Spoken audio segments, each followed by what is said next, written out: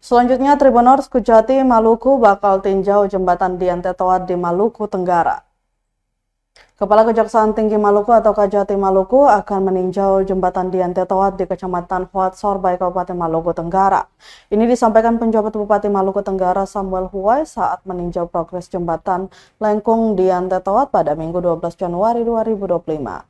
Menurutnya, kunjungan tersebut untuk memastikan semuanya berjalan sesuai dengan rencana sebelumnya pada 16 Juli 2024. Kejaksaan Tinggi atau Kejati Maluku memanggil sejumlah pihak yang berkaitan dalam proyek pembangunan jembatan Dian Pulau atau Dipu Tetoat yang berlokasi di Kecamatan Huat Sorbay, Kabupaten Maluku Tenggara atau Malra.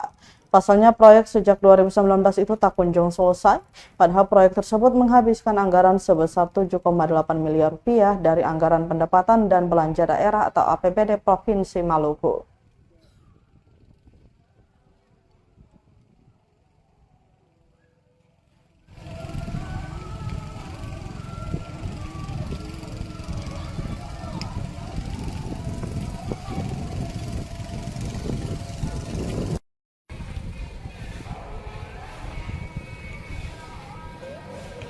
Download Tribun X sekarang, menghadirkan lokal menjadi Indonesia.